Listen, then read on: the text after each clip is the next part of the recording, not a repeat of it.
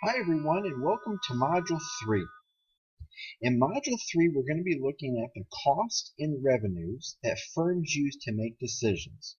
You'll notice that this week we're going to start to be looking at the structure of the business, and the main structure of the business is going to be on the cost. So for this week we're going to be looking at differences in cost, and there's a couple different differences we're going to be looking at. In this first graph right here, you're going to be looking at short run cost. Now, the short run time period is when there's a presence of a fixed cost. A fixed cost is a cost that does not change when output changes, whereas variable costs change when output changes. And the long run costs are going to be the long run costs including all of the variable costs, because all of the variable costs can change at the specific output levels. Now, the first market structure that we're going to focus on is perfect competition. And you want to focus on these characteristics right here. Perfect competition is characterized where there's many buyers and sellers. The products that they sell are homogeneous or identical. And there's free entry or low barriers to entry in and out of the market. Now, when you look at this, an example of perfect competition would be agriculture. Agriculture is a good example because the products are very similar and identical. And given that the products are identical, firms will struggle to charge a different price.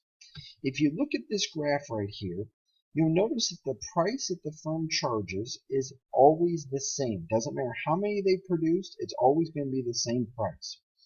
This is classified as a perfectly competitive firm that's called a price taker.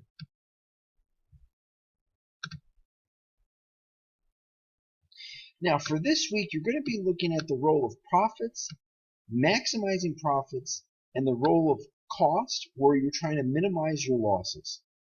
So for this week, consider a supplier of an agricultural equipment who's deciding how much of two products should be produced by his firm. You are going to determine what the two products are. Now create a report that includes a discussion analysis regarding how such a supplier makes such a determination in order to maximize the firm's profits. So in your response, you want to include the costs that are associated with profit maximization. You want to make sure to include both variable and fixed cost. And when you add both variable and fixed costs together, you get total cost. Then you want to discuss what the term opportunity cost means to producing these specific products. Look at an alternative discussion of alternative production methods, and then you want to look at different profits and how they maximize their profits. So in your work, make sure to have your first post by Saturday, and it should include an in-text citation and reference in APA formatting. Then you want to have 2 peer responses, which can be to any of the questions that I ask or to any of your peers, but it should be at least 1 paragraph. And how you're being graded is your initial discussion board post is worth 16 points.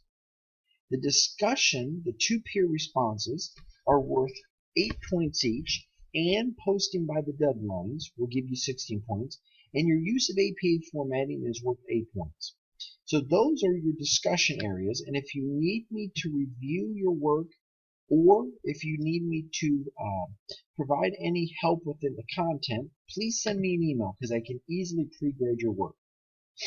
Now, for the assignment that we have this week, you're going to be looking at Joseph's Farm. It's a small firm in an agriculture industry, and they are going to be looking at you to fill in this table.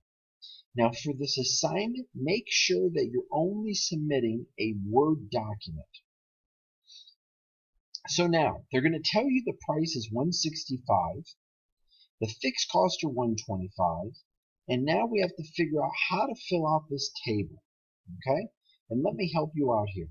It says price per unit. Well, we know that's 165, so you're going to put 165 all in this column right here. We notice the fixed costs are 125, so 125 will go all here. Now to find total cost, that's very easy.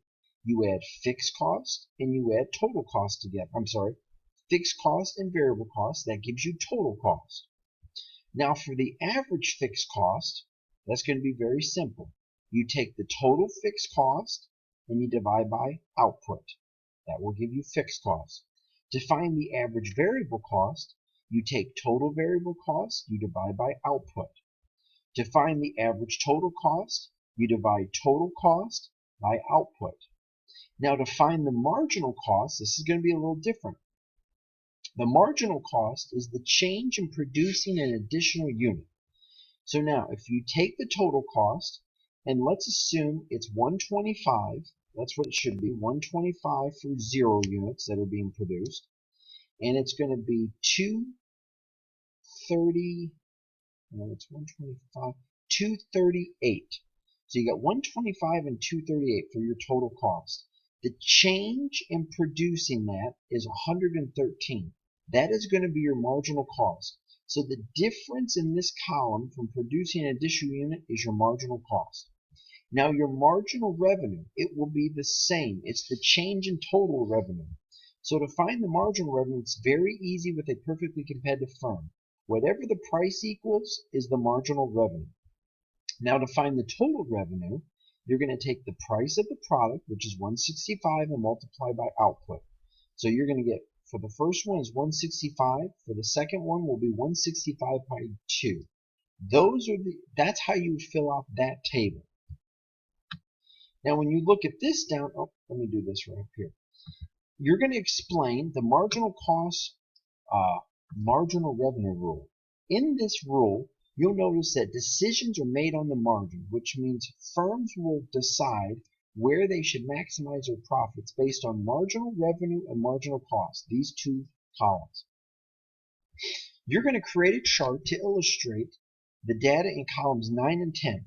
So if you're in Excel, you could highlight this right here in column 9 and 10, highlight it, and it will allow you to draw the graph, and it'll show you marginal cost and marginal revenue.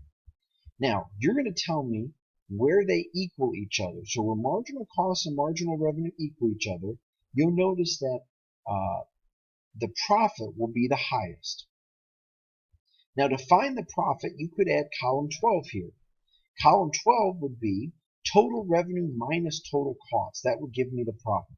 But wherever these are equal, that will give me the highest profit. Now, why are firms classified as price takers in this industry? Firms are classified as price takers as they're forced to take the market price in the market. You'll notice that firms cannot charge a higher price because no one will want to buy any products from them, given that they charge the higher price. So firms will have to take the market price. Now, again, you want to fill out this table. This will be very simple to figure out. This is 165. Total revenue is 165 times 1. And so it's price times output. Total cost, you're going to take it right from this column right here. And then to find the profit, you're going to take total revenue minus total cost, which will give you this right here. When you submit your paper, make sure to review the grading criteria and make sure to submit a Word document. I would recommend you working with the doc sharing and use my APA formatted template to ensure that you can complete your work with APA formatting, and make sure to review this to ensure that you have each of these questions answered. If you can do this, you'll be fine. And if you need me to pre-grade your work, please let me know as I look forward to your effort.